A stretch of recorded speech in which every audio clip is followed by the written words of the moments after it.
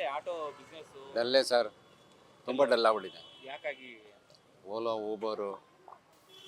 Uber ಎಲ್ಲ ಇದೆಯಲ್ಲ, ಅದರಿಂದ ತುಂಬ ಡಲ್ ಆಗ್ಬಿಟ್ಟಿದೆ. ಕರೆಕ್ಟಾಗಿ ಅವರು ಓಲೋ ಊಬರವರು ಕರೆಕ್ಟಾಗಿ ಇದಿಲ್ಲ. ಏಕೆಂದರೆ ನಮಗೆ ಹೋದ ತಕ್ಷಣ ಬಾಡಿಗೆ ಬೀಳಬೇಕು, ಅಟ್ಲೀಸ್ಟ್ ಮಿನಿಮಮಲ್ಲಿ ಇನ್ನೊಂದಲ್ಲಿ. ಅದು ಬಾಡಿಗೆ ಇಲ್ಲ ಇಲ್ಲಿ. ಪಬ್ಲಿಕ್ಕು ಸುಧಾ ಹತ್ತುತ್ತಾ ಇಲ್ಲ. ಸೈಡ್ ಬನ್ನಿ ಗಾಡಿ. ಇವತ್ತೆಲ್ಲ ಬದುಕಬೇಕು ಅಂದರೆ 500 ರೂಪಾಯಿನೂ ಸಂಪಾದನೆ ಮಾಡೋಕ್ಕಾಗ್ತಾಯಿಲ್ಲ ಆಟೋದವರು. ಸುಮ್ಮನೆ ಆಲ್ರೆಡಿ ಆಟೋ ಸಿಕ್ಕಾಬಟ್ಟೆ ಆಗ್ಬಿಟ್ಟೈತೆ. ಆದಷ್ಟು ಆರ್ ಟಿ ಒದವರು ಗಮನ ಹರಿಸ್ಬೇಕು.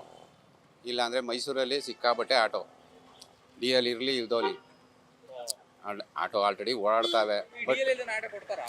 ಅಂದರೆ ಸರ್, ಅಲ್ಲಿ ಡಿ ಎಲ್ ಏನು ಕೇಳಲ್ಲ, ಪ್ಯಾನ್ ಕಾರ್ಡು ಎಲ್ಲ ಕೇಳ್ತಾರೆ. ಎಲ್ಲಿ ಶೋರೂಮಲ್ಲಿ. ಸರಿ.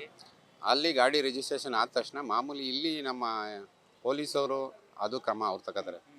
ಬಟ್ ಏನಪ್ಪ, ನಮಗೆ ಫುಲ್ಲು ಡಲ್ ಆಗ್ಬಿಟ್ಟಿದೆ ಬಿಸ್ನೆಸ್. ಅಂದರೆ ಜೀವನ ಮಾಡೋದು ಕಷ್ಟ ಆಗಿದೆ. ದಯವಿಟ್ಟು ಇದನ್ನು ಆದಷ್ಟು. ಈಗ ವೈಟ್ ಬೋರ್ಡ್ ಇದ್ರು ಕೂಡ ಗಾಡಿ ಓಡಿಸ್ತಾ ನಿಜಾನ ಆಟೋನ? ಸರ್, ಅದು ಅಂದರೆ ಎಲೆಕ್ಟ್ರಿಕಲ್ ಆಟೋ ಮಾತ್ರ. ಆಟೋಗೆ ಬಿಡ್ತಾ ಇದಾರಂತೆ ಕೆಲವರು ಹೇಳ್ತಾರೆ ಡ್ರೈವರ್ಗಳು, ನಿಜಾನ ಸುಳ್ಳ ಅದು? ಅದೇನು ಅಂತ ನಮ್ಗೆ ಇನ್ನೂ ಆಲ್ರೆಡಿ ಬಂದಿಲ್ಲ ಸರ್. ಅದು ಬಂದಮೇಲೆ ನೋಡ್ಬೇಕು ಮುಂದೆ ಏನಾಗುತ್ತೆ ಅಂತ ನೋಡ್ಬೇಕು. ಈಗ ಏನೇನು ಸಮಸ್ಯೆ ಆಗ್ತಿದೆ ಆಟೋ ಡ್ರೈವರ್ಗಳಿಗೆ? ಅದೇ ಸರ್, ಮೇನ್ ಆಗಿರೋದೇ ಇದು. ಮಾಮೂಲಿ ಜಾಸ್ತಿ ಆಟೋ ಆಗಿದೆ, ಅಂದರೆ ಕಸ್ಟಮರು ಜಾಸ್ತಿ ಹತ್ತುತ್ತಾ ಇಲ್ಲ, ಪಬ್ಲಿಕ್ಕು. ಅದೇ ಪ್ರಾಬ್ಲಮ್ ಆಗಿರೋದು ನಮಗೆ.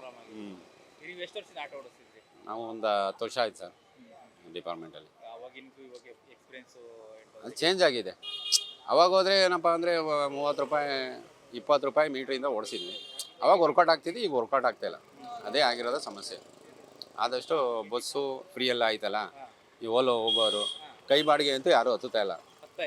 ಎಲ್ಲೋ 1 ಗಂಟೆಗೆ ಒಂದೊಂದು 8 ಅವರ್ಗೆ ಇನ್ನೇನು ಸಂಪಾದನೆ ಮಾಡೋಕ್ಕಾಯ್ತದೆ ಸರ್? ಹಂಗೆ ಆಗ್ಬಿಟ್ಟಿದೆ ಪರಿಸ್ಥಿತಿ.